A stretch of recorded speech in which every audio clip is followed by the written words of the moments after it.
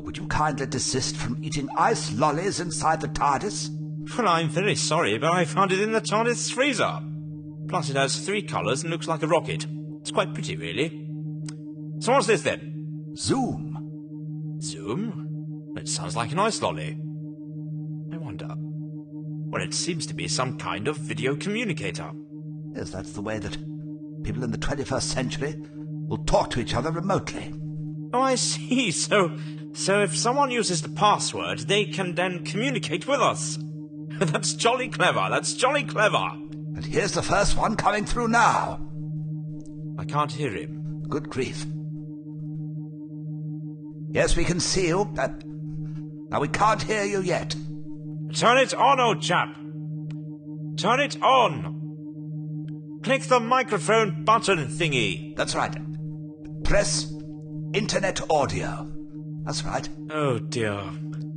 At this rate, I'm going to regenerate into you by the time we can hear him. You see the video camera symbol? Press that. Don't look down. Yes, that's right. Oh, there you are. I seem to be stuck up here. Oh, hello. We'd better be careful what we say. I think they record them somehow. Oh, no, he's gone again. Goodness sake.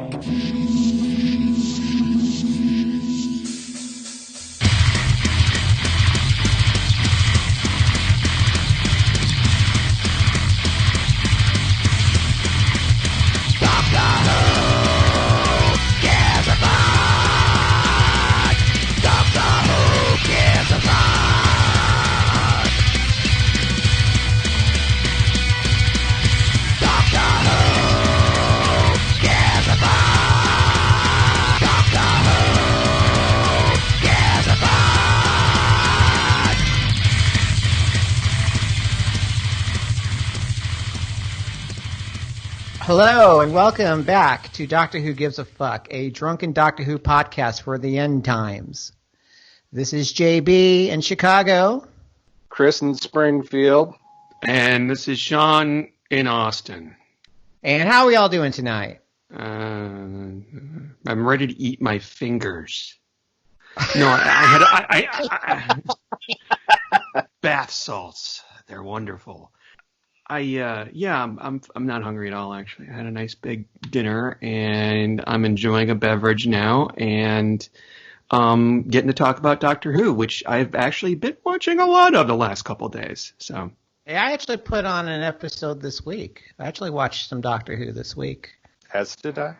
I think Chris and I ended up watching the same story. We did. Because it's like, because he messages me. It's like, hey, I'm bored. What Doctor Who should I watch? And it's like, well, I watched For the Doomsday last night.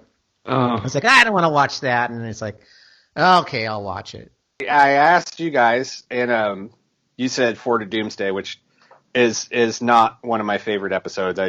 I can't make much sense out of it. And if you guys want to talk about it, we can. Actually, well. Sean and I actually already talked about this. That was my one and only appearance on the TARDIS Tavern.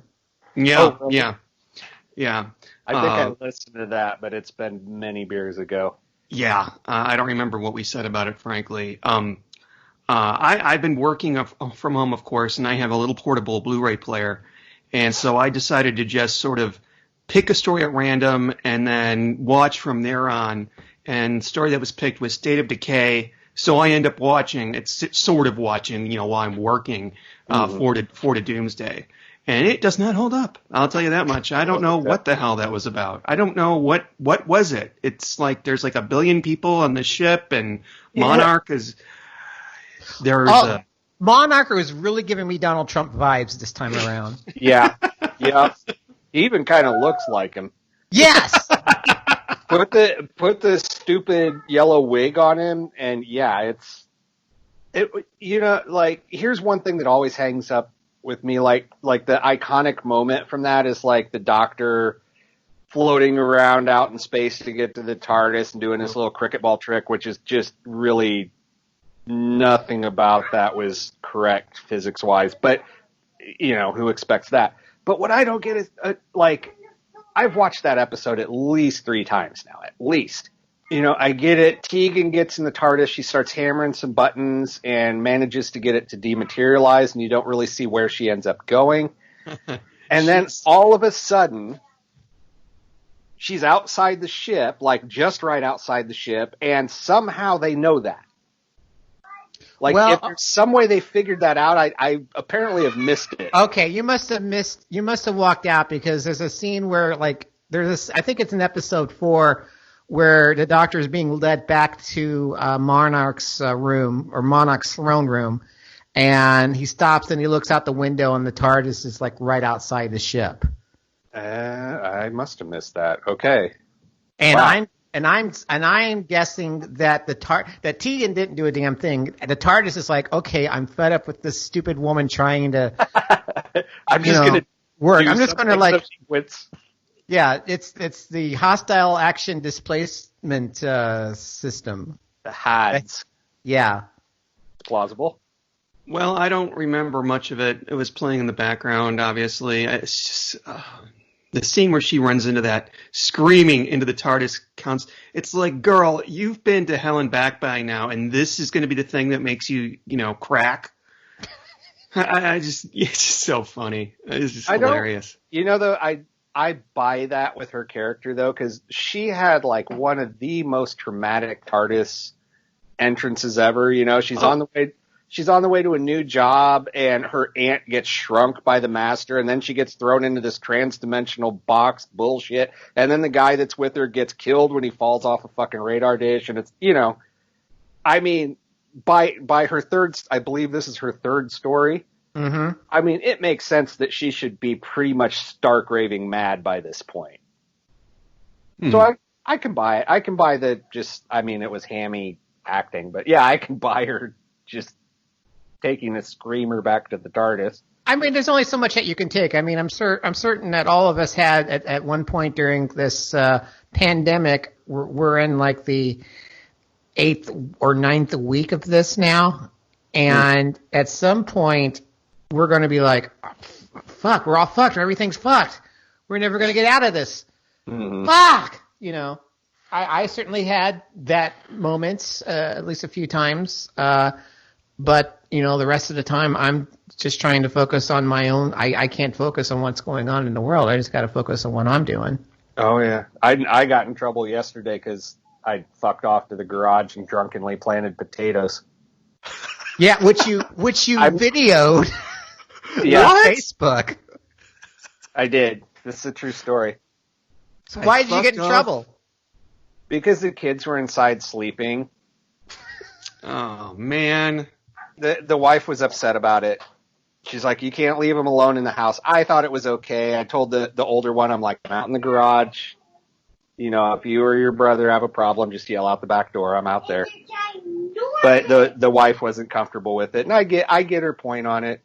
But on the plus side, I've got potatoes coming. And she can't have any. Hey, and be careful. This was one of the things that I discovered this week. My wife has been listening to us. Oh, no. Oh, no. Oh, God. Oh. We're sitting there watching TV, and Tori starts talking about something that we were discussing on the podcast, and I just kind of turn around and I'm like, what? Because she was really upset. She's like, I got you into Doctor Who, and I'll watch Classic with you. I'll watch Classic. Oh. Well, I was going to ask you guys to help me hold her to this, because I have a challenge for you, my doctor. I know you're listening. I want you guys to pick an episode for her to watch with me. Ooh, okay. And classic episode. I ask 2 things. Okay. No recons or animations. Of course not. And no 6-parters. Okay. All right. Okay, so or 6 plus. 6 plus. Okay. Yeah. One instantly comes to mind to me. City of Death. Ooh, that is my personal favorite. Yeah, that's got timey-wimey element, and it's pretty cool, and I don't want to say realistic, but it's a really well written by a famous writer, well done episode that I haven't seen in a long time. Beautiful episode. Yeah, that's the episode that I usually use to introduce. I remember I was had this one girl at my apartment, and she wanted to know about Doctor Who, so I showed her this episode, and that's as far as it went. We never really done it. That killed it. She was actually dating a friend of mine at the time, but not really seriously. And so you thought, you know what? I'll put on some Doctor Who. Yeah.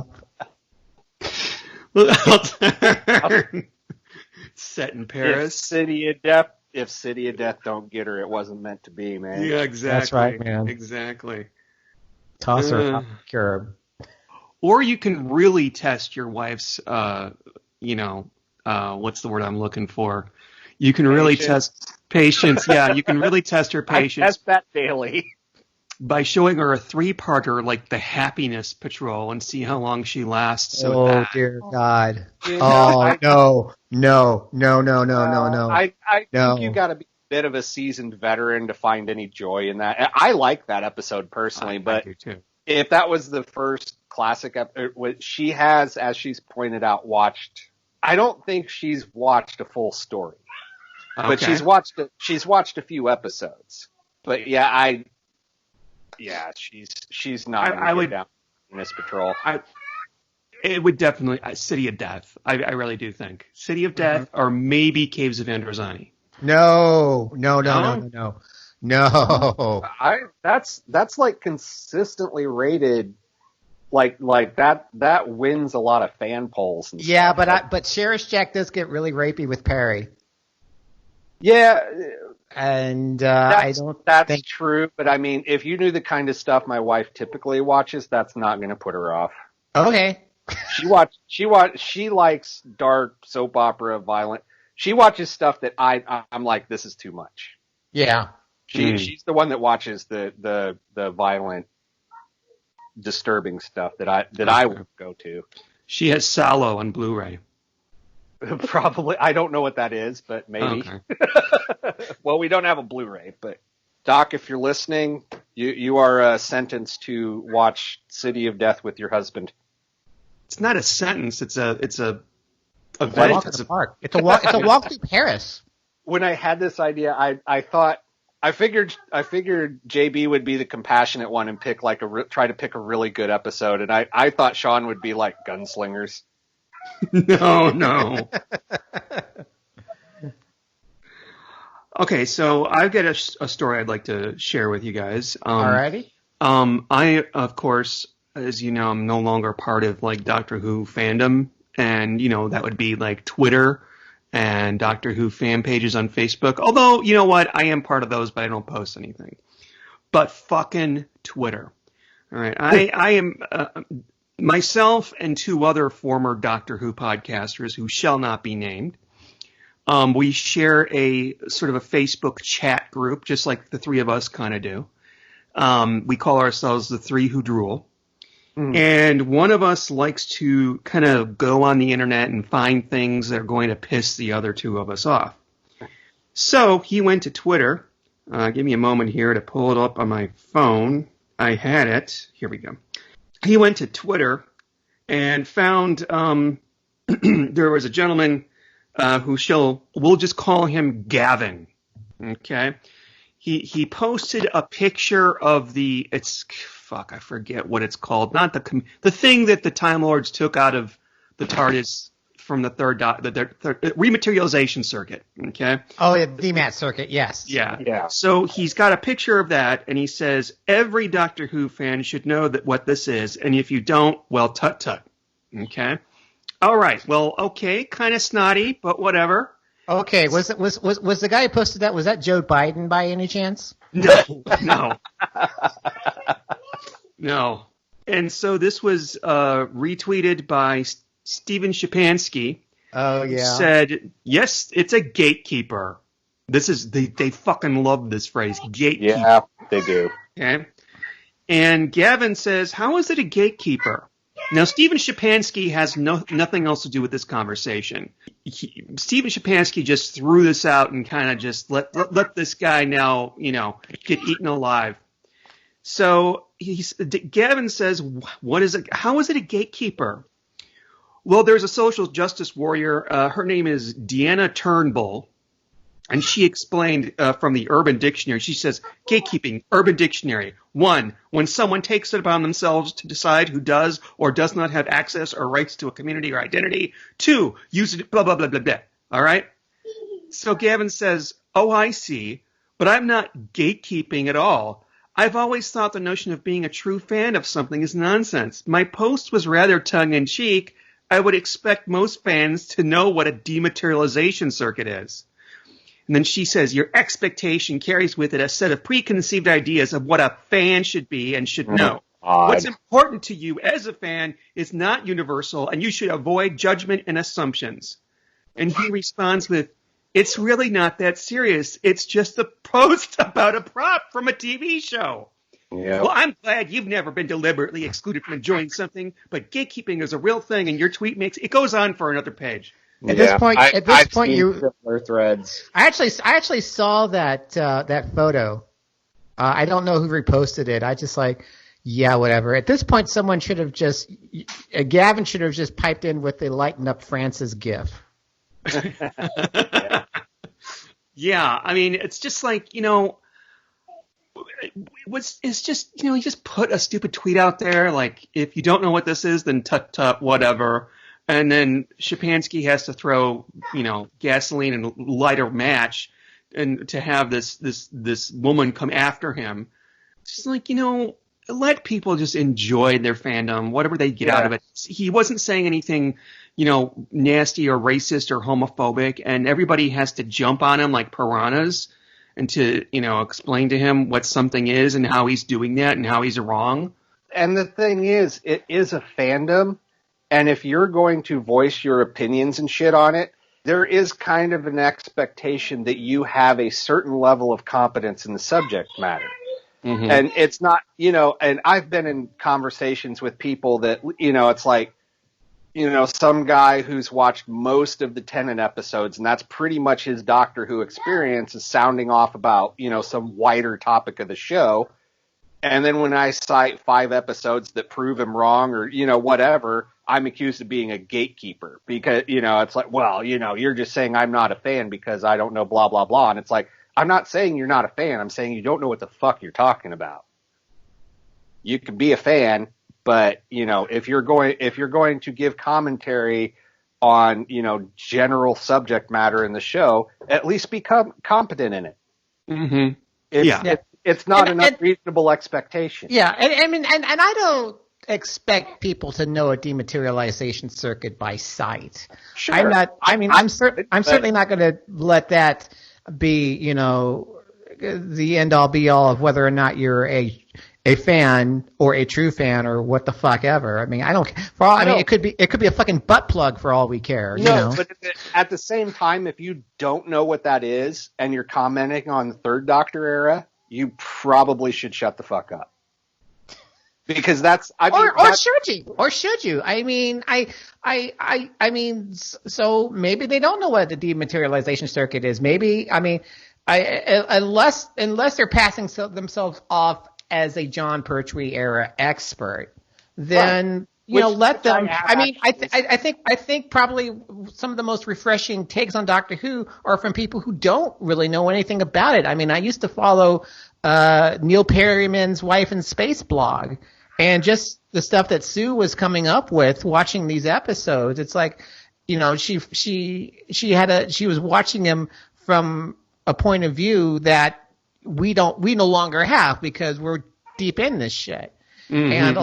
And what was really cool is that she took a lot of these sacred episodes and just like, no, these are crap.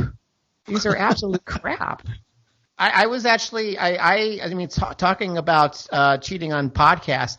I was recently a guest on Trust Your Doctor, which if you haven't listened to it, it's a really entertaining podcast. It's these 2 guys, Dylan and Keon, who, as far as I know, they started. I guess they got into.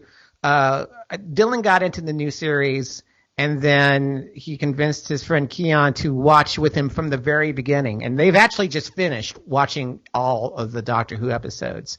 Oh, cool. Yeah, it's actually, New Who?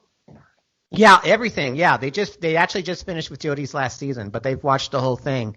And some of the opinions they have are really contrary. Like, I mean, they just did like a redux of The Massacre, which is something that's held up as like one of the greatest Doctor Who stories of all time, and they think it's the worst Doctor Who story of all time. And I love it because it's like it's so contrary.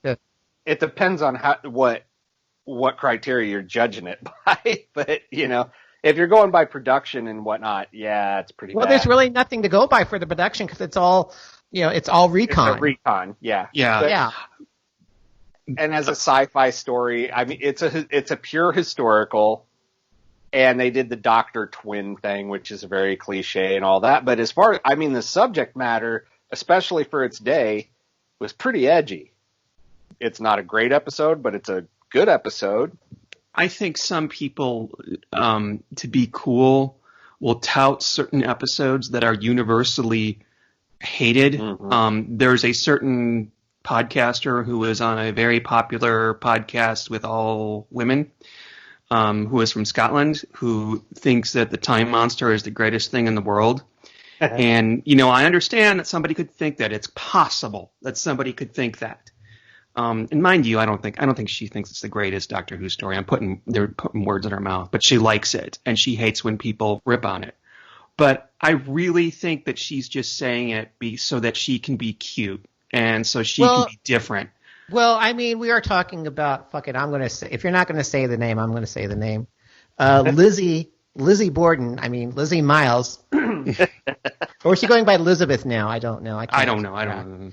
But she has said, I mean, she kind of really gets on my nerves because she always goes off about, oh, you're a bad fan, and I mean, I know she's doing it as a joke, and I know that she, I honestly think it's all an act because she kind of rants away, and you can actually hear Deb Standish's eyes rolling in the back of her head, and it's like, oh my God. Okay, yeah, whatever, Liz. And I was actually on a panel with her at Chicago TARDIS. One of my first panels I did in Chicago TARDIS. This is before I became a podcaster. We were both in a panel about companions and how they left the show. And I said something about Mill had the worst ending ever because she just like, okay, I'm going to go off with Sabalon Gillets, and it's like when the Doctor's going, what? And the audience is going, what? Yeah, and nothing it's like, about that made sense. What the fuck? But then Liz Miles goes off on me, and she's like, but she got a spaceship! She got a spaceship! What are you talking about? She got a spaceship! Yeah, a spaceship that comes with like a 70s porn star, but... Who shops at Joanne Fabrics and makes his own... One of my things about the gatekeeping shit, though, is I've noticed there's certain cliches, kind of like you were saying, like people gravitate towards saying certain episodes are great and certain episodes are terrible.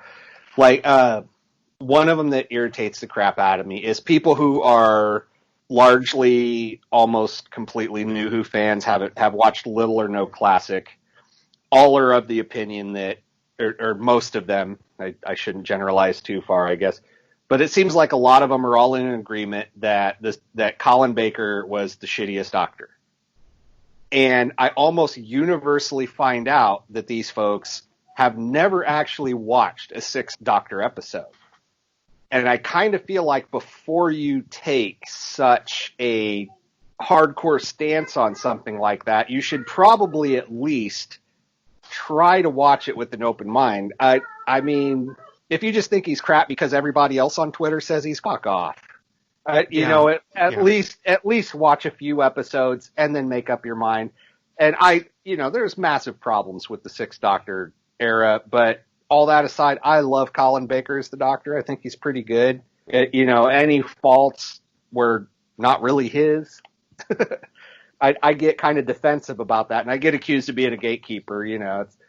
Well, you're a gatekeeper. You have How to is that watch being a gatekeeper? Well, I mean, people will throw that at you. It's like, oh, well, I have to watch this shit to have an opinion on it. It's like, well, yeah. Yes. If you're going to tell me it's crap, at least tell me you're basing your opinion on something other than some shit Shapansky tweeted. And I would totally respect the opinion. And if you sat down and watched the Twin Dilemma, and then said to me, "Well, that's horrible. That's the worst Doctor I've ever seen," I'd be like, "Yeah, you're right." Yeah. I could buy that. What I don't get, what I don't get is just like, I still don't understand, is that the three of them, and we're talking about Stephen Shapansky, Warren Fry, and Christopher Burgess, their unrelenting slamming of the end of time. Okay, we get it. You hate the story. That right. And then you call me a Moffat hater because I called you out on something that you said about how people who think that people who got upset about Jenna Coleman's name being first on the titles. I was saying that it was just basically Moffat trying to stir some shit. It was trolling. It was trolling. It was pure fucking trolling. And then Shapansky counters that with, well, you're MRA, men's right activist. And it's like, what the fuck are you talking about? Yeah. It's not even about that, man. That's not what it's about. And while I'm spilling, I remember Graham Burke yelling at me on Twitter because I thought Danny Pink shouldn't be a teacher. Oh God. It's like, whose bright idea was it to let Danny Pink teach kids when he had a traumatic event involving killing a kid? Right. Whose bright idea was that? Yeah, I mean, maybe giving a guy with PTSD a teaching job's not a great idea, but Graham got so upset about that, and I just thought it was funny. I was just you gotta love him. How many no, of them I don't. have you guys seen? It wasn't a commercial. It was some sort of video that Pertwee made back in the day, like maybe in the early '80s. Oh, I think it was some sort of like industrial video for what? It was some kind of product. Yeah, it was like Blink thing. No, I don't remember. No. It was some sort of like in-house video for some kind of manufacturing. I forgot what it might have been, like I don't know, computers or something like that. Yeah, it was something computerish because Steve told me about this. This was Pertwee? Yes, it was John Pertwee. I've not seen this. I think it must have been after the time that he was a doctor because this the was technology like in the 80s. looked, yeah. Well, it'd have to be. And it's like a 20-minute video, and he's talking to this man and this woman, and everything's cordial, and they're talking about the equipment. And then in the very last second of the video, he turns to the lady and he says, "Show us your tits." The woman asked him a question. Yeah, and then Pertwee goes, "Show us your tits, and I'll tell you." That's the end of the video. That's it. He actually fucking says that. Yes. Yeah. I didn't believe Steve. I'm like, are you sure? Are you really? And do either one of you have a link to this? Because I have to see this. I've never seen this. Your commitment to the scheme will sell more appliances now and in the future. That means more profit. Remember, this isn't just a one-off. It's forever. Doctor, before you go, one question. Yes? Where in the galaxy is Sanusi? Show us your tits and I'll tell you. Yeah. And this is in like a professional video, like made for some in-house, and this isn't an outtake. This is like the actual video. Yes.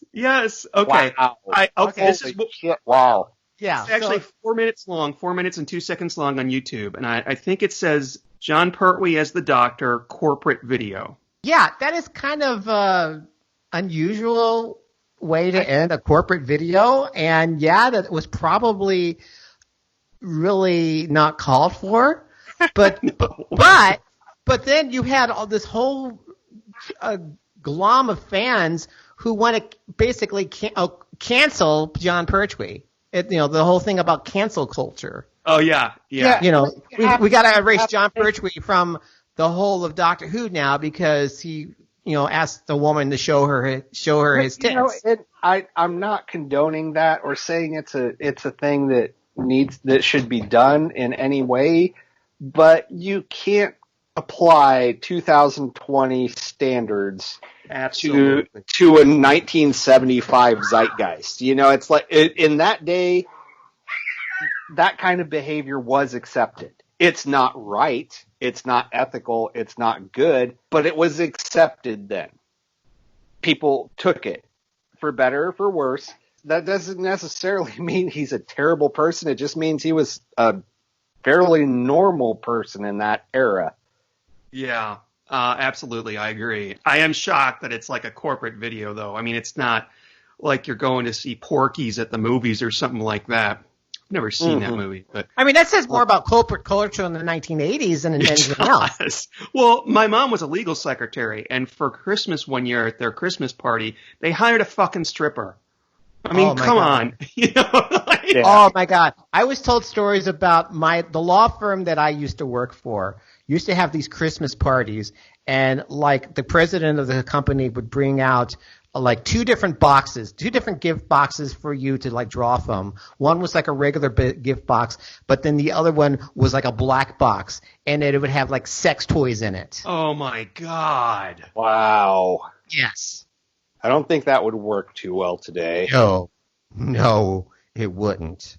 And they would have clients. They used to have clients at these parties, and I think one of the clients actually said something, and it's like, I don't think this is really appropriate, and then they stopped doing it. But it's just amazing. It's like I got into like a few episodes of Mad Men. I really didn't. I mean, I didn't stick with it because after I got, oh yeah, this is funny. This is how people used to, they smoke in front of their kids and they let them play with cellophane and everything. And after that wore off, it's like, you know what, I'm not interested. But yeah, the whole corporate lifestyle of, you can cheat on your wife with like 6 mistresses and you can like sexually harass all of your female coworkers. It's completely normal. I'm not exactly the most politically correct person around. I mean, as you all know, but I couldn't watch that show because of that. It really bothered me. It's like I really thought these men are like evil. It's gross. And they're supposed to be. I couldn't get into it either for much the same reasons. And yeah, it's like I get that they're trying to demonstrate how the world used to be, but I was already aware of that. I don't need it shoved in my face. I know, Yeah. Hey there, Bat fans. It's JB in Chicago, your host of Bat 77, the 70s Batman podcast. I have just finished reviewing the Batman books from the first year of the Bronze Age, and am now cruising in the Batmobile through the year 1971. Tune in as I summarize and review each issue of Batman and Detective Comics published in the 1970s. I also read from the letters pages as well as highlight all the memorable ads found in the comics. You can download, stream, or subscribe to the podcast at bat77.libsyn.com on Apple Podcast, Stitcher, Spotify, or wherever you find all of your favorite podcasts. We were actually talking about Colin Baker earlier. I saw something that he actually tweeted that have you guys ever heard of Cameo? Yes. Wait, this sounds vaguely familiar. Please explain. Okay, I'm not talking about the music group Cameo. That's but it's an app, right? It's an app, yeah. Basically, what you can do, you can go on there and like you can pay $100 to a celebrity, and they will like leave. Like they will record a personal message to you. Yes. So yes, I know what this is now. Yeah. So Colin Baker was on Twitter the other day announcing that he is now on Cameo. Oh, sweet! I might make one for myself. Yeah. I don't think I do. No, maybe I would. I'm never going to get his autograph. We can pull our resources and we can have him record a promo for Doctor Who Gives a Fuck. Just to hear him say "fuck" would be wonderful. Are there any other Doctor Who alumni doing this? I don't know. I know that I know Sylvester McCoy has like, I don't know if he's on Cameo, but I know that you can like purchase like personal messages from him directly. Okay. All right. I think he has someone running his Twitter. Okay. They're always talking. They're always talking about Sylvester in the third person. Do you know how much Colin Baker is charging for these cameos? I don't know, but I think usually the going rate is like $100. Okay. Wow. For how long of a message?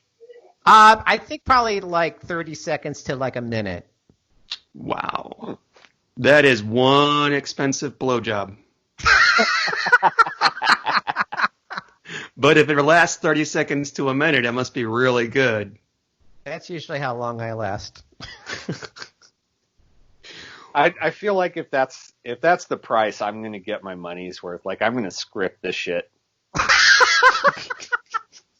You should have him like record a message to Tori. have Colin Baker lecturing Tori like, listen, you need to sit the fuck down, watch some City of Death. No. Oh no, watch one of his. Yeah. Oh, I could probably get. Tori's very open-minded. I'm sure she would probably do some Sixth Doctor. I don't know if she'd enjoy it, but yeah, there's some good stuff. There's Mark of the Rani. Mark of the Rani's not bad. Yeah. The Dalek story is really good. I mean, he's barely in it. Yes, it is. That is really good. That's got a really kind of weird difference about it that I can't put my finger on. It just seems like a... Well, I remember at the time Doctor Who magazine called it like a black comedy. It is. And it's got an ensemble cast. It doesn't always, follow the Doctor around. And I think if I remember correct, I just remember Mr. Joe Bell and that woman that had the crush on him. And then there were all these other weirdos. It was like a Robert Altman doing weird Doctor Who or something, you know? I'm a big fan of Trial of a Time Lord. I love the whole idea of like a season-long story. It has its problems, admittedly, and of course there's the phallic aliens, but actually I should get Tori to watch it. Tori loves a good dirty joke, and the Vervoids are probably the best dirty joke in Doctor Who. So. It's funny. I always thought they looked like vaginas. You could see that, and you could also see the phallic aspect. Both of them are represented. That's kind of the brilliance. They're hermaphroditic plants. A lot of plants are. So there you go. It's based on science. Yes. They knew what they were doing. It's very scientific. Is it a dick? Is it a vagina? I don't know, but it's the bad guy. And you know what? You can have a drinking game. Take a shot every time Honor Blackman changes her into her gym clothes. Goes to the gym for 5 minutes and then comes back and does something else and then goes to the gym. I think Tori likes 80s stuff, dirty jokes, and workouts. So okay, I don't know. There you go. Terror of the Vervoids. I'm almost thinking Terror of the Vervoids might be the story for her. Yeah. Don't even bother showing her the first 2 stories. Just cut straight to there. I'd stick to City of Death. Yeah, probably. I'm the person that should love Terror of the Vervoids because it's a whodunit, but it's just turgid. It's just... I mean, it opens up so cool. It pans across this cast of characters, and Colin Baker's it's like going like, at some point in this journey, one of these people will become a murderer. And I'm like, dun, dun, dun. That is so cool. And then it just sort of like devolves into something that's not what it wants to be. It's just kind of boring. It's just really boring. I like it. I like it. I like the shitty, weird episodes. And that's not pandering to, being counter or whatever. It's just, when Doctor Who embraces not making sense instead of trying to make sense and then just failing at it, when it just goes, we're not even going to try, we're going to fucking have a show about a dentist and gunfighters and fucking penis-looking plants or what the fuck ever. I love it when they just go, fuck it, we're just going to do this. I love those episodes. And yet you didn't care for Forward to Doomsday. No, that one tries too hard. Here's one thing.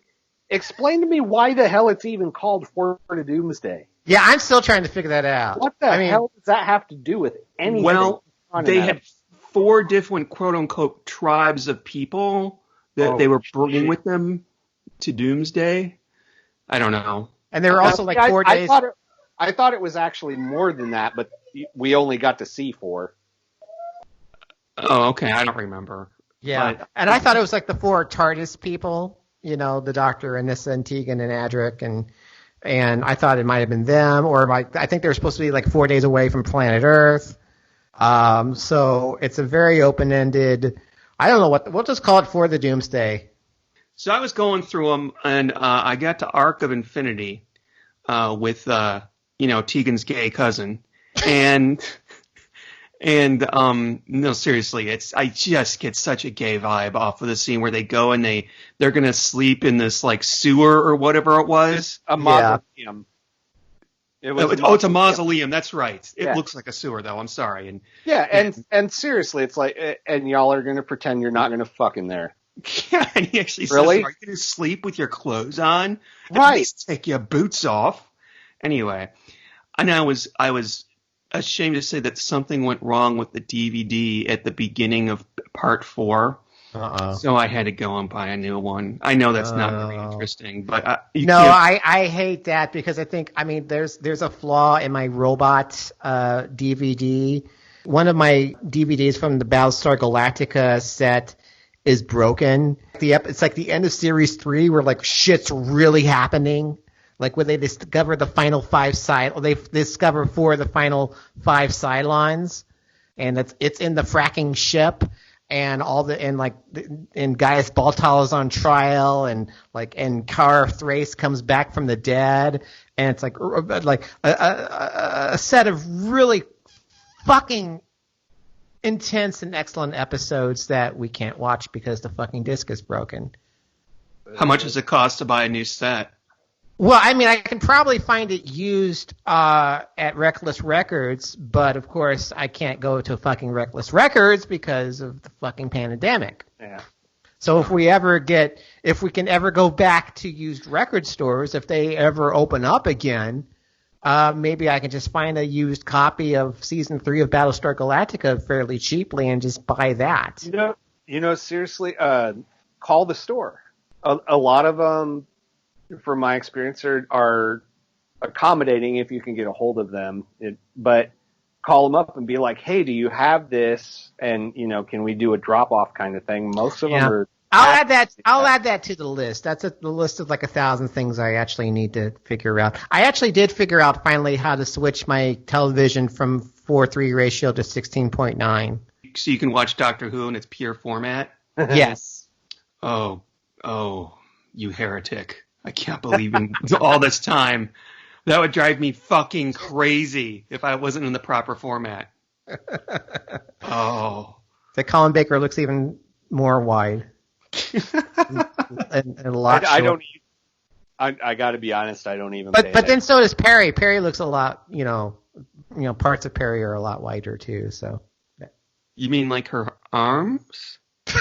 Yeah. She got that Pixar butt. Yeah. Pixar butt. What? Any Pixar thing you watch, if there's a mother, she's got a butt like a dump truck. Like fucking what's her name? Mrs. Incredible. Yeah, Elastigirl, for example.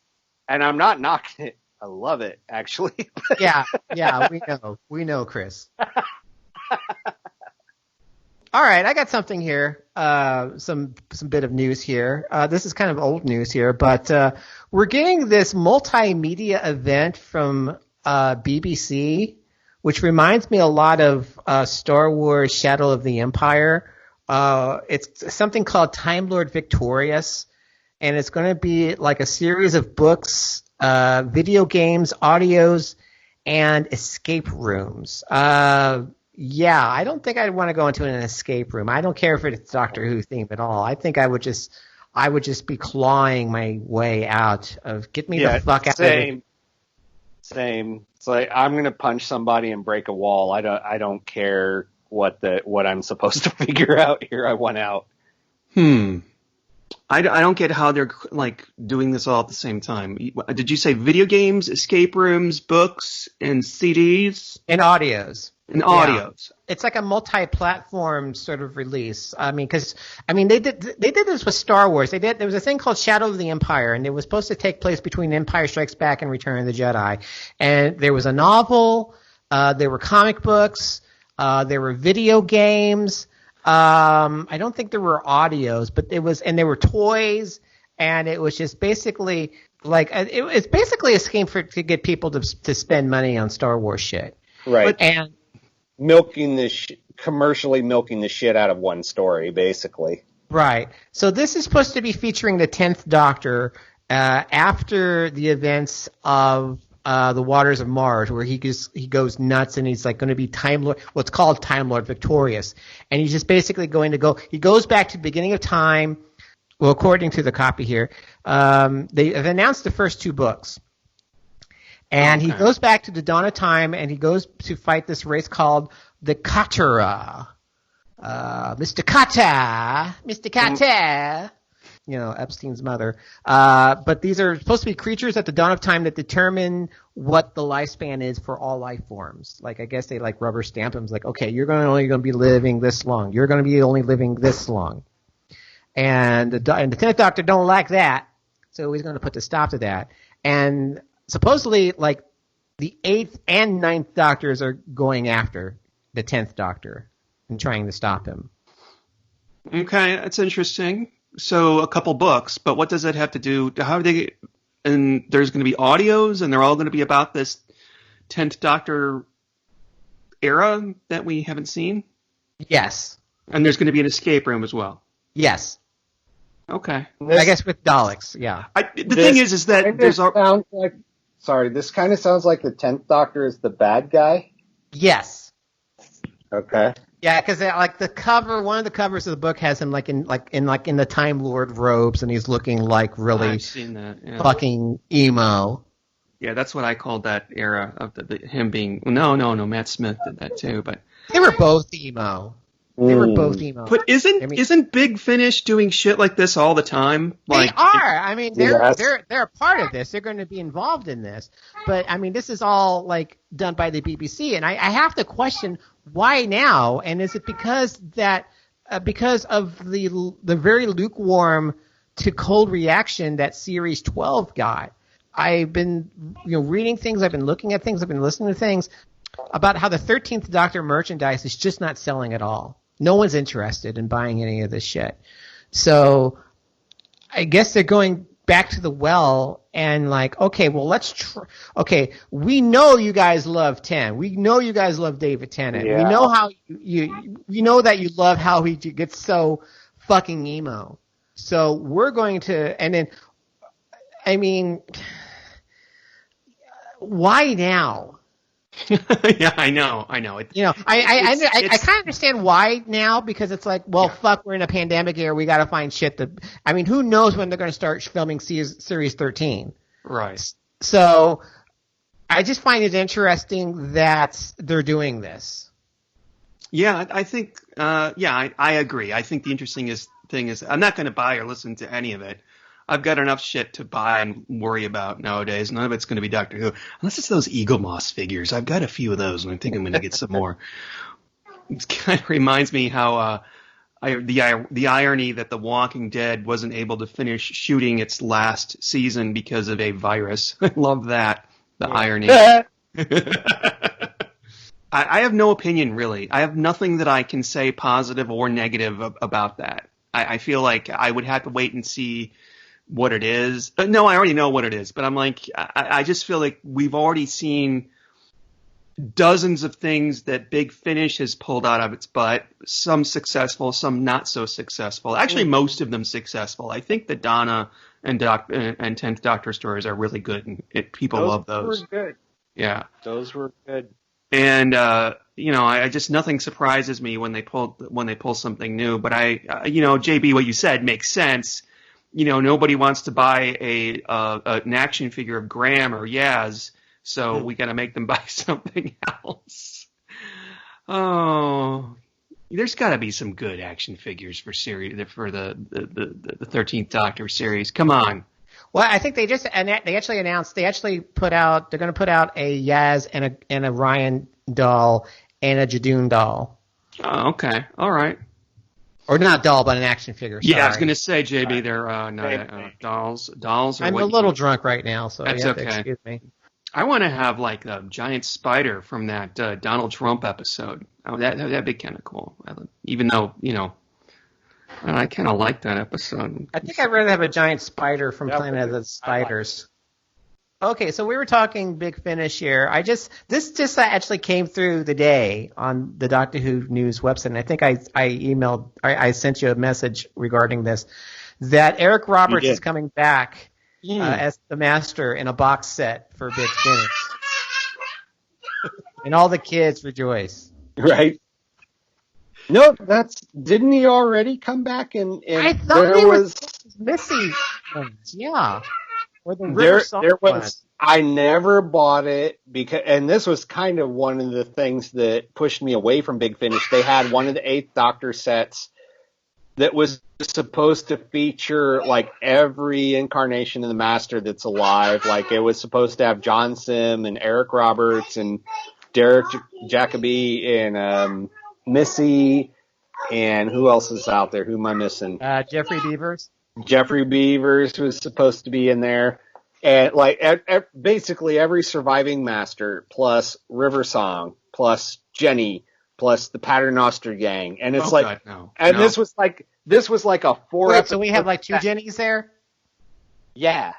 Well, Jenny, the Doctor's daughter, Georgia Moffat. Right. And then Jenny from the Paternoster gang. And Jenny from the Paternoster. So they think I'm like, hey, you're going to be Jenny 1, you're going to be Jenny 2. I don't know, but this was kind of the point where I jumped off the Big Finish train. I'm just like, look, I'm not interested in seeing how much shit you can cram into one story.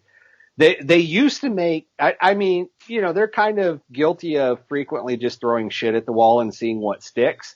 But some of that shit was them trying to make really good stories, and every now and then they made a really good story. But now it's not about the story anymore. It's about how many new Who characters can we crowbar into a classic episode. And it's like, I don't want that. I'm not interested. I don't want River Song in Genesis of the Daleks or whatever the hell they come up with. I don't want that. I'm not interested in that. I want to see a good original classic story or a good original new story or whatever. I'm okay with an occasional crossover, but they just went nuts with, let's see how much crap we can throw into one episode. And I'm not interested. I don't care. Yeah, I agree. I wouldn't want to listen to that either. The idea of... I kind of like the idea of all of the current Masters working together against one Doctor. Sure. But when you add first of all, I don't like the Paternoster gang. I think they're so overdone and just so stupid and so contrived. And like everybody that lived in London at that time would fucking lynch them. Okay. So you're not wrong. Yeah. Sad, true. Yeah. Or put them in a sideshow. Yeah. This is why I prefer books. Which I haven't read a Doctor Who book in I don't know how long. I've read enough Doctor Who books. I can't anymore. I know they are, but yeah, the books tend to, tone it down a little, and most of them in most cases. But I did treat it more realistically usually. Yeah, for what you can treat realistically in these types of things. I mean, yeah, within reason, but yeah.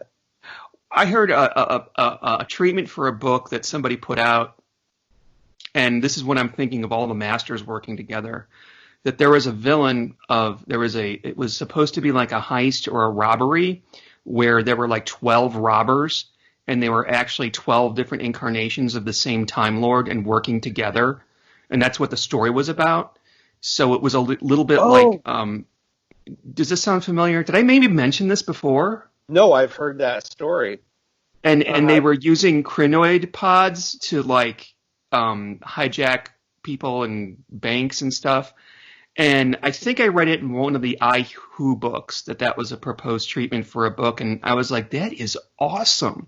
I mean, 12 characters, that's a lot of characters. But, you know, it's like the Dirty Dozen. They're not all going to live throughout the entire story. So, do you remember Drax? He was the one from, it was Armageddon one of the four Factor. Doctors. Armageddon Factor. Was that it? Yeah, that was it. He was the Time Lord that let drop that the Doctor's nickname was Sigma Theta or Theta Sigma. okay, Yeah. yes, I remember now, yeah. Yeah. There is a big Finnish story featuring several incarnations of him, and it's exactly like what you're saying. It's like, well, not necessarily a high story, but a crime story. And I can't remember the name of the story right offhand. I could look it up, but it features the Fourth Doctor, and he's going through and trying to sort out this mystery. And basically every character other than the Doctor turns out to be an incarnation of Drax. See, that sounds awesome. Yeah, it's a really good story. It's really good. I really liked it, and it was well done. And it took a one-off character out of the show and used up its full potential, I guess. Yeah. Way to say it. And thank God to this point they haven't come out with a Drax series, but I mean, the Give it time. Give it time. Yeah. It might yet happen, but it was a really good story, and I like that. Yeah. I wish they would use more of that aspect. The whole timey-wimey regenerating thing can really be abused if you put your mind to it, but it so very rarely is. And that story took it. Oh, that's interesting. And you know what? You know what I always wanted to try out, but I never got around to it, was the Jago and Lightfoot series, and I heard it was so good. They're pretty good. It was, yeah. To me, it sounded like almost like Kolchak, except Jack the Ripper times or something, Mm-hmm. Yeah, but then at some point they brought in Strax. Oh, they did? Fuck. Yep. Yeah, and it kind of went to shit after that. Well, and of course one of them died. I'm blanking on their names now. The one that was in the Wasp episode. No. He's still alive. It was the guy who played Lightfoot. Lightfoot died. Okay, yeah. Yes. Okay, but yeah, one of them died, so that kind of ended the series right there. But yeah, I listened to a handful of Jago and Lightfoot, and yeah, they're solid. I'm surprised either one of them was around. It looked like they were 70 years old, each when they were in the show in the 70s. I know. They were probably younger than us when they were filming Talons of Wing Chang. Isn't that fucking depressing? Yeah, they were maybe a little bit made up. I mean, but both of them were very good actors and pretty good characters as well. So it worked. It actually worked. Yeah, I mean, I remember for years people were saying, "Oh, it would be so nice if they would have their own series." I think I remember one of the Peter Hating books commenting about, "Yeah, these two should have had their own series," and that finally came to pass. I'm still waiting for Glitz and Dibber. I would personally love that. I love Glitz and Dibber. Really surprised I didn't. Glitz and Dibber and Mel. Yeah. Because she has a spaceship now. She's got a spaceship. And Peter Capaldi will be there because he's Scottish, don't you see? And if it's not Scottish, it's crap, and my head's going to explode. Calm down, Lizzie. Calm down. Light speed mustache rides. Oh, yeah. I don't even know what that means, but that sounds fucking dirty. It is. Hello, this is Sean, and I'm here to tell you about Shit We Watch on Netflix, a new podcast in which I and my friend Steve drink and discuss movies we watched on Netflix. You see, I'm a horror fan, while Steve is a science fiction fan. Exterminate! So we take turns picking horror and science fiction movies that we may or may not have seen before. Then we mix up some cocktails. Hey, bartender. Turn on the microphones. Testing. and tell you all about the shit we watched on Netflix. So sit back, grab a libation, and listen to what Steve and I have to say about some of the classics and new releases on the world's most popular streaming service. Find us wherever you find fine podcasts. So I think Chris had a couple of questions that he wanted to pose, so maybe we should pose those now. Okay, let's say in the next series we're going to get rid of the fam. Vam? The fam. Oh, the group of fam. 4. Okay. The companion group with Jody. We're gonna do away with I wasn't gonna put it that way, but yeah, basically. But okay. So it's been tasked to you to write off the fam. How would you do that? Well, I think we've had enough death, so I don't think we should really kill them off. Although I can actually see Chibnall pulling them off it and making this New Year's episode's going to have the Daleks in it. I can see him trying to pull them off it, and Graham's cancer came back, and the only way that he can save himself is to become a Dalek. Oh, sweet Jesus, the Jew, I hope not. Oh, that sounds horrible. I could realistically see that happening, though. It totally does sound horrible, but I could see it. But Claire's been a Dalek. We've had Bill be a Cyberman.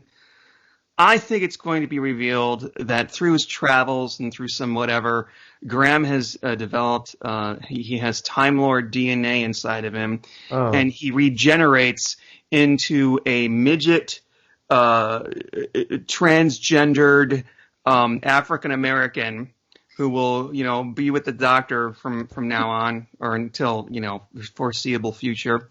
And Yaz and the other kid, Ryan, is it Ryan or Brian? Yeah, Ryan. They fall in love and they end up landing in Bird for sure and having kids in the future. And we see that in some sort of flash forward, preferably in a Christmas episode. And I don't know what's the Doctor's greatest enemy. Is there going to be a Christmas? I don't know if this is going to be Christmas or New Year's. I forgot. Fucking cares. I don't care. I don't follow that anymore. I mean, I'll watch it. I'm not going to be. I used to be able to list the plots, name the plots of all the Christmas episodes one after the other. Now it's like, bring me my medicine. I don't care. There's the superhero one. There's the Santa one. There's the shark jumping one. But if Yaz and Ryan get together, that's just going to upset all the shippers who want Yaz and 13th to get it on. Oh, is that a thing? It is a thing. Everything is a thing in that. Well, yeah. Oh, true. I had this start with Graham. I think the reason Graham was traveling with the Doctor was to get over Grace. He reaches a point where he's come to his peace and he decides to quit traveling with the Doctor. And that episode happens to be the one where they explain the Ruth Doctor. And he ends up with the Ruth Doctor. I knew you were going to go there. And he falls in love with the Ruth Doctor because it makes perfect sense. He's obviously into the voluptuous dark ladies, and he's a great friend of the Doctor, and she's kind of the amalgam of both. But she's unrequiting. She doesn't want him, so she takes him back to be with his Ruth, who ends up regenerating into the Doctor. Because, I mean, why the fuck not? We've got 10 billion incarnations ever now anyways. And she regenerates into the Ruth Doctor, and it's such a shock to him that his brain tumor comes back, collides with some chronon particles, and he drops dead on the spot. So Graham's out. Fuck off. So we've got Graham done.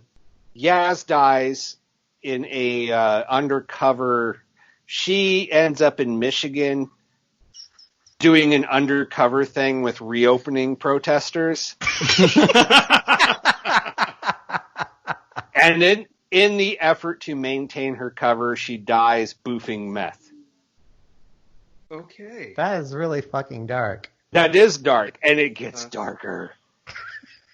And Ryan, who was, we all know, in love with her all this fucking time, finds out about this and gets really fucking upset, and his plot device kicks in, and he suddenly becomes very clumsy and drives his bike off a cliff.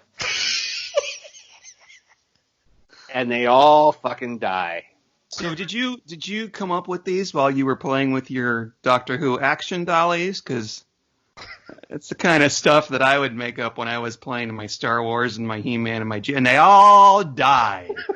Because I've got to go to Kmart right now with my mom, and I don't know how else to end this. Was my camera on? No. No. You're like, oh my gosh, I'm naked. Did they see me naked?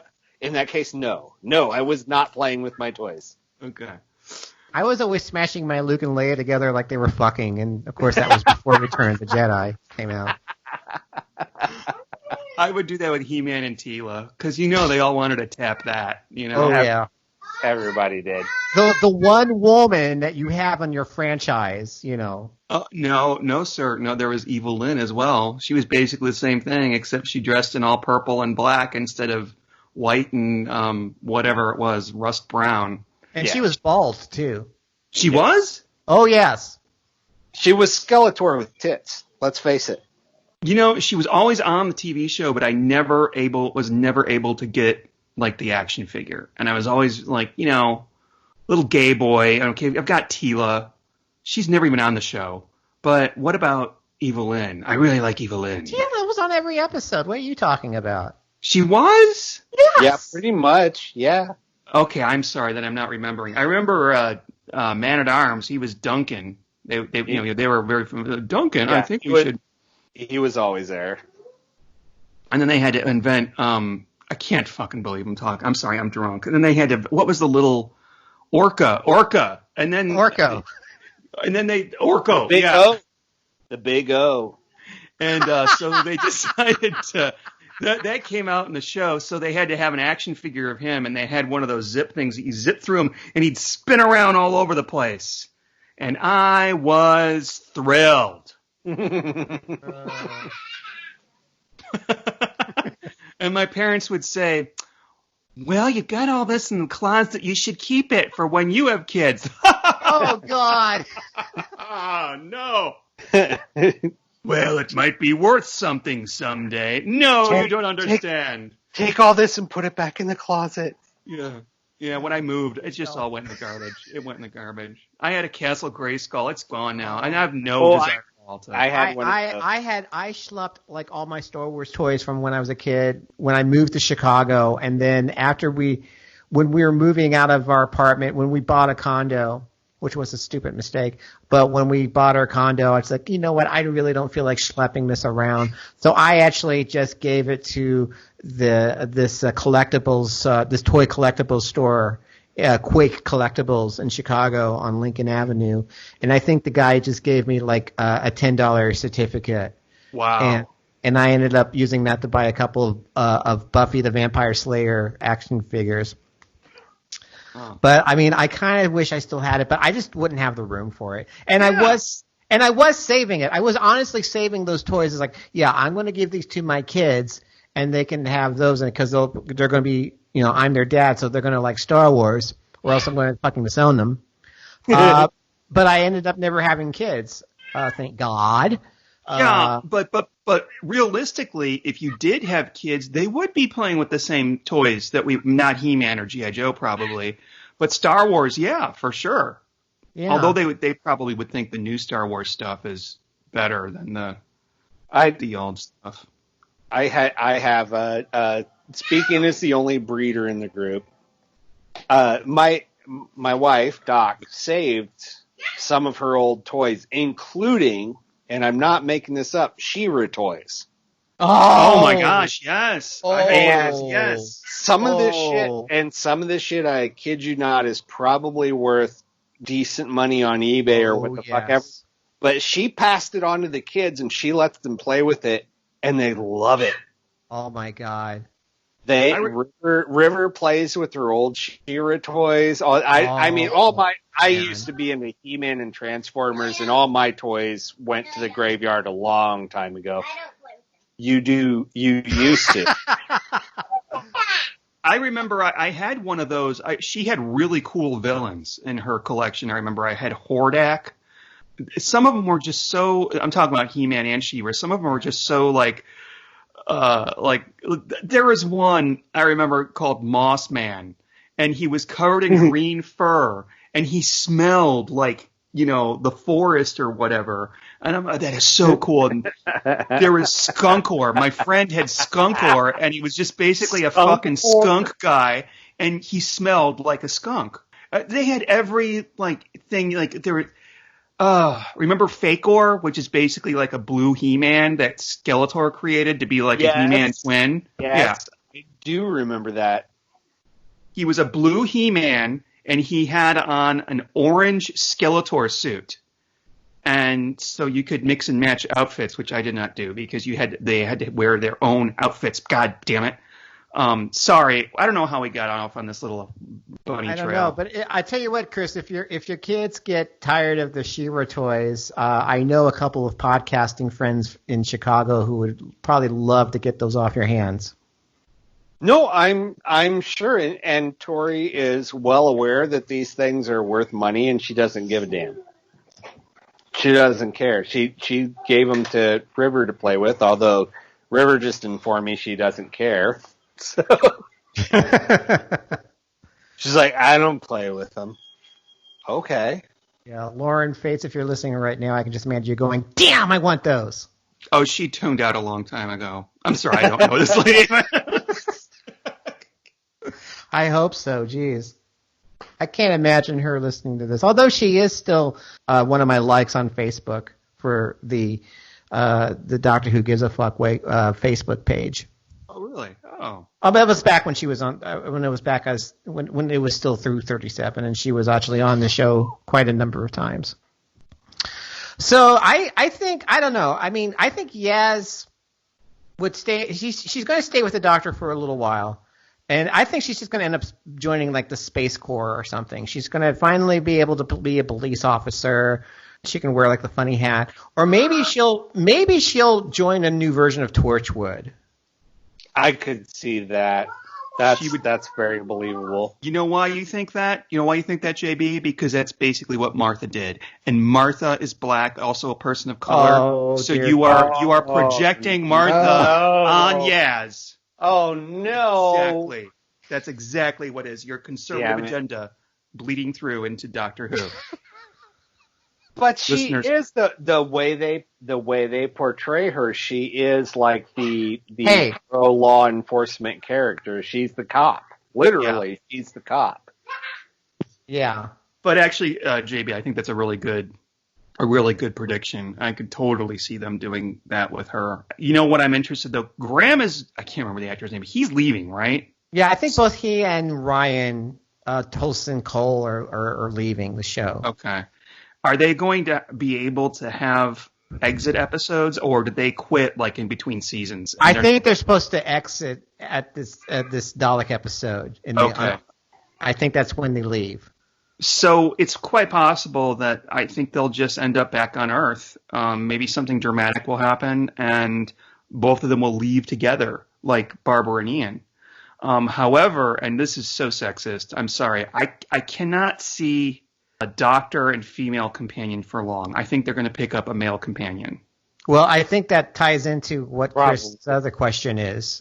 Who should be the new companion? What should be his or her backstory? No, that actually, my question was, if you, and meaning me, you, and Sean, supposing you were going to be the next companion, what's your backstory? Well, if I was going to be the next companion? Yeah, JB is going to be, you're going to replace the fam or part of the fam.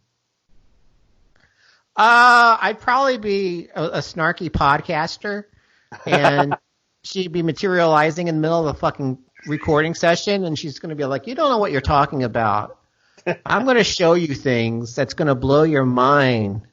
Excuse me. And it's like, do you have to wear that silly costume while you're doing it? And you're like, yes.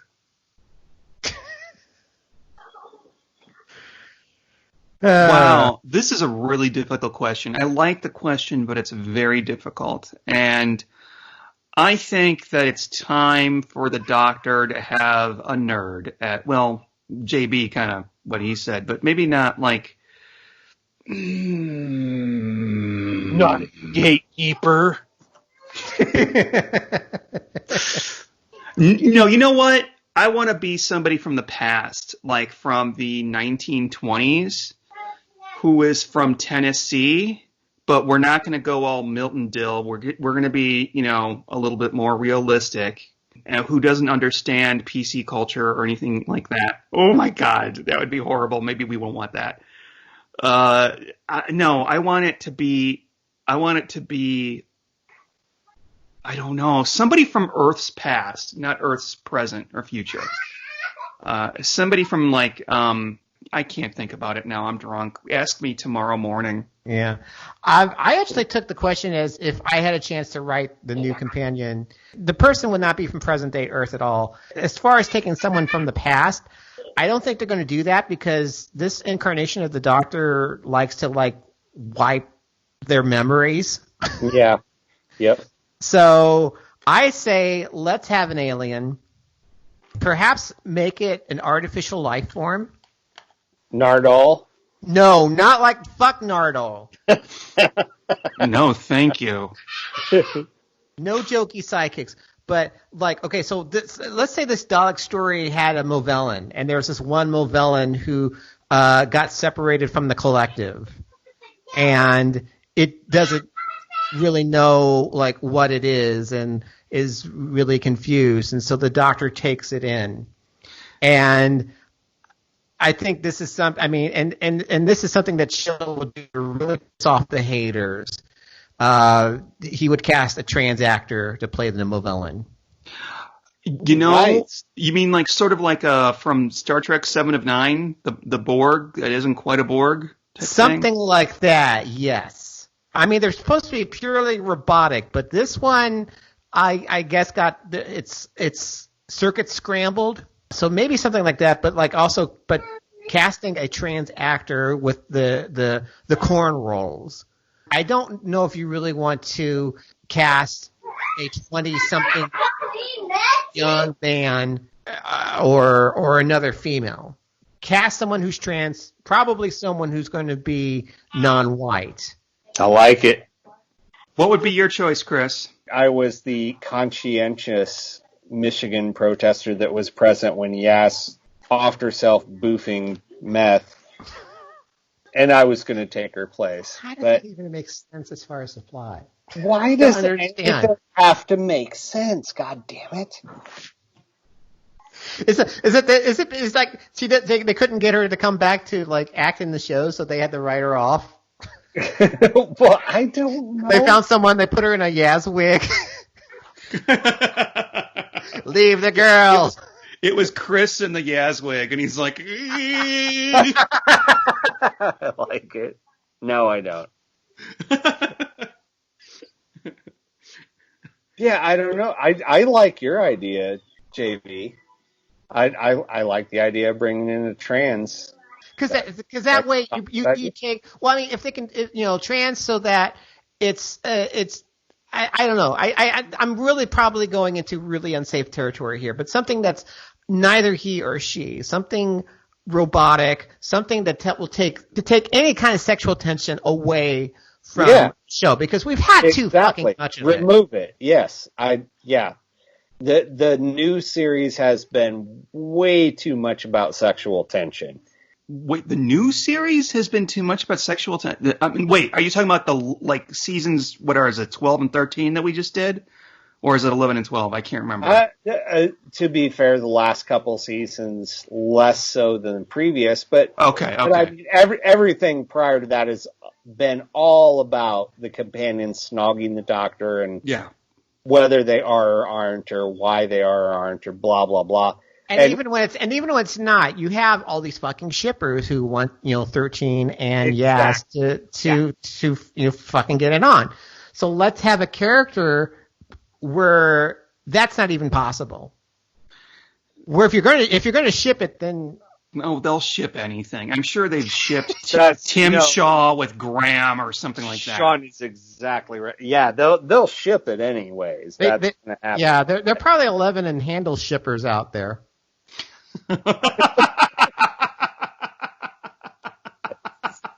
This is absolutely. And you know exactly that would be a perfect sex toy if it was the right. It's just got handles. You can just have to drill.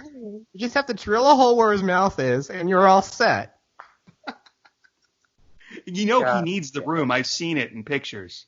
I've seen it. There are pictures of it. He needs the room. I just want to remind everybody that this is the Who Gives a Fuck Doctor Who podcast. Yeah. I'm sorry, Who Gives a Fuck Doctor Who podcast. We really don't give a fuck. We have no fucks left to give. Holy shit.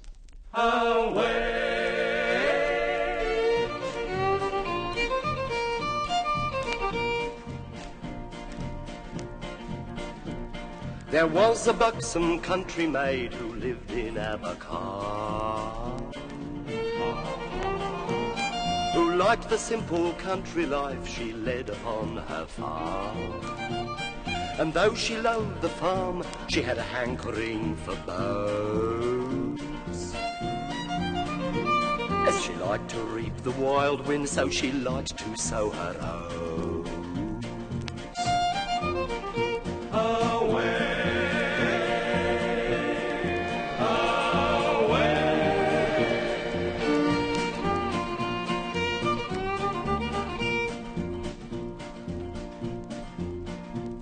Now she was by her nature, never doing things by heart, and admired by all the farmers for the way she handled carts. Alas, the sailors came, and soon she found with inward pleasure that they always gave her much delight and stinted not the measure.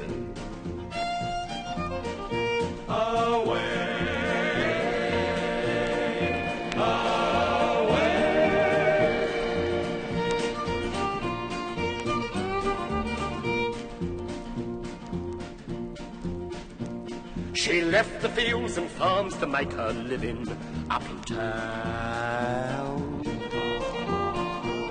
and giving sailors pleasure that was well worth half a crown. She employed most every maiden, be she old or just a young one.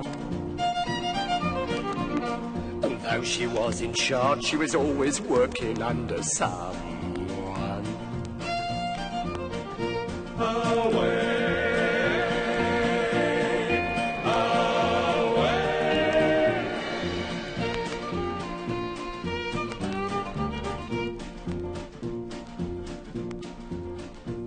So if you know a country girl and wish to make her yours,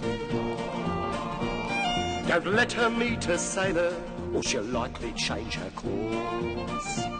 So keep her miles away from town or any other port. For even she who's pure and chaste is very often caught.